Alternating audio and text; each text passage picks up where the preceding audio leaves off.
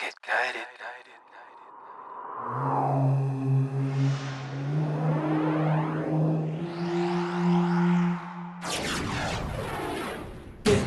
Guided, get guided. Get guided. Guide us TV, guided, get guided. Guide us TV.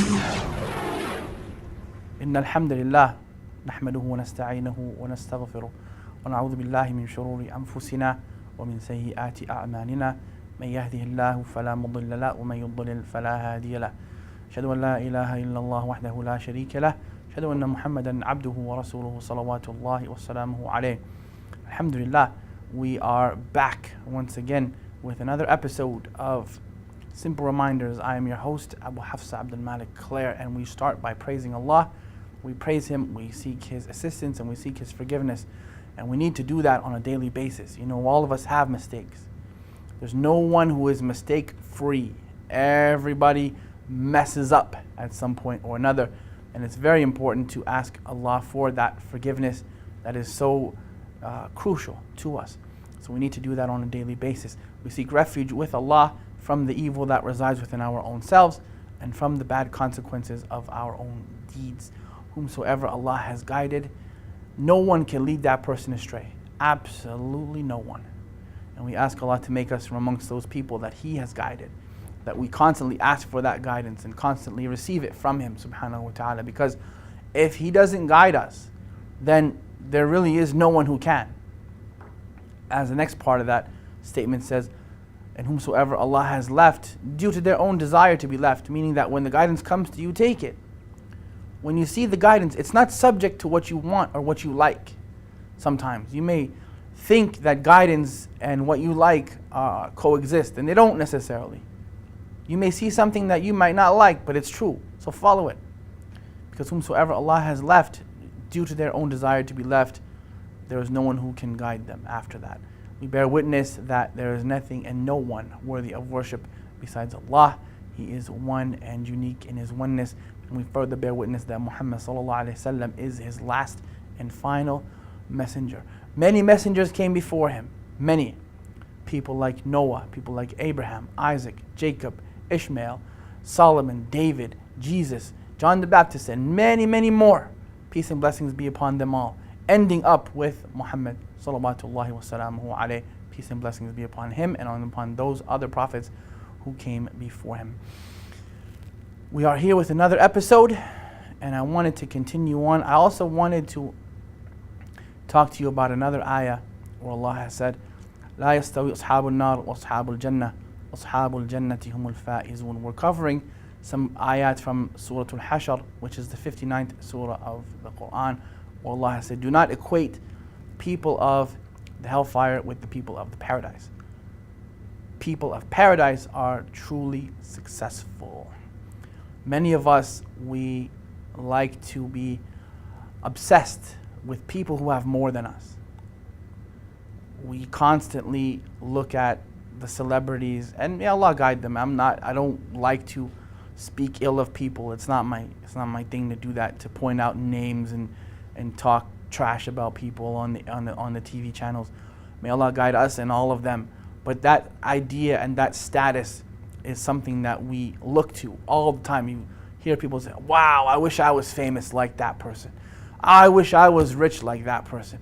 Oh my God, I wish I had that beautiful wife of that person, or a beautiful husband of that person, or all those houses and all those blinging cars and all those spinning rims and all that stuff.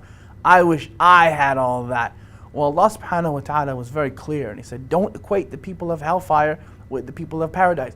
You need to understand that fame doesn't make you righteous. And I don't care if you're a Hollywood actor, I don't care if you're a singer, I don't care if you're an athlete, I don't care if you're an Islamic speaker. Fame does not make you righteous. Being known by people does not make you righteous. There is a hadith, Allah knows best about it, and it talks about there was a little child who spoke from the grave. Or not the grave, spoke from the cradle. There was a woman who was holding him, his mom, and she saw a beautiful horse, ride by with the handsome rider, and he was looking very good, and mashallah. And she said, "Oh Allah, make my son like this man." And his son spoke up from the cradle and he said, "Oh Allah, don't make me like this person." And then a beggar walked by, a very poor person who looked poor and looked bad and disheveled and subhanallah, all this different stuff. And the mother said, "Oh Allah, don't make my son like this person." And then the son spoke up again and said, "Oh Allah, make me like this person." Because the clothing does not make the man. We like to think that all the time. The clothing doesn't make the man at all. We do that constantly and it's horrible. It's a horrible practice that we somehow equate fame and wealth with piousness and righteousness. It's wrong. We do it in our marriages.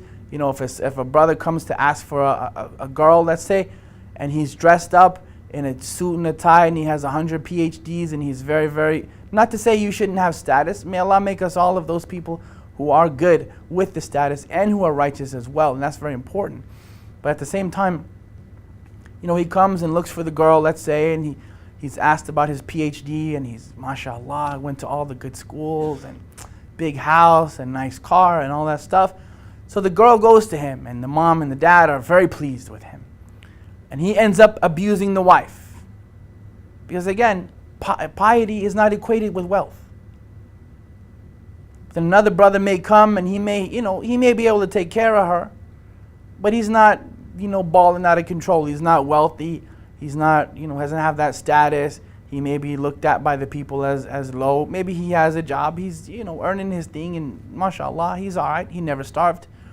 But because he doesn't have all the letters, PA, BA, PhD, MA, NA, BSc, whatever, he doesn't have all that, people look at him like he's some kind of degenerate off the street. And that's not necessarily the case. The one without the degrees may very well be the righteous one. And that doesn't mean you should be lazy, by the way. I'm not equating wealth with piety. I'm also not equating laziness with it. Because sometimes people will say, well, I depend on Allah. And he's sleeping in the masjid all day. Or sleeping in his mom's basement all day. Don't say that. Don't equate laziness with piety either. But don't equate the people of paradise with the people of hellfire. Just because someone looks wealthy, just because someone is famous, just because someone is known by thousands and hundreds and millions of people, doesn't make him good, doesn't make her good. So understand that the people of paradise are the truly successful people. They are the ones who have true success. They are the ones. You look at the beautiful house here, and you say, wow, I wish I had a swimming pool like that. I wish I had a basketball court like that. I wish I had a basement like that. I wish I had a backyard like that. And you look at the house in Jannah, it is cut out of a pearl. It is literally cut out of a pearl. Wow. A pearl. You take a pearl, and a big pearl would be like an egg, like a small egg. It just covers this part of your hand right here. A little pearl. And you would sell that and make a lot of money. That's going to be your house in the Jannah, inshallah. You'll look at the trees of this life and you say, wow, that's a beautiful, they have them big, huge trees out in California. I love California, by the way. They have them big, huge trees out there. You could drive a car through it. What do they call them? Sequoia trees. Big, huge things, like huge trees. The trees in Jannah will be made of gold and silver, brothers and sisters. The trees of Jannah will be made out of gold and silver. That is an amazing concept.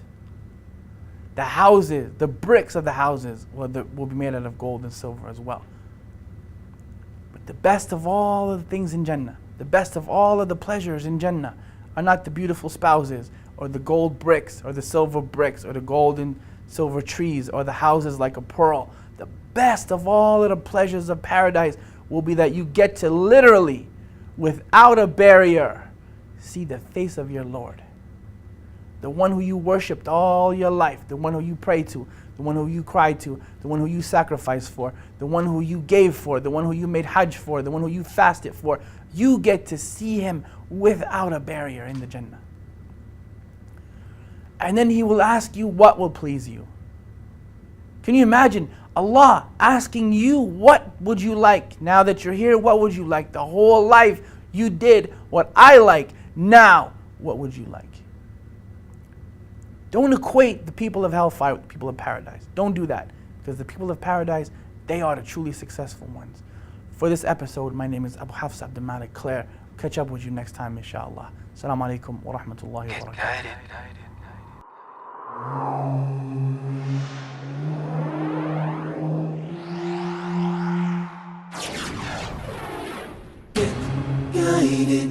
Get guided. Oh. Get guided. Guidance TV. Guided. Get guided. Oh. Get guided. We've Guidance TV.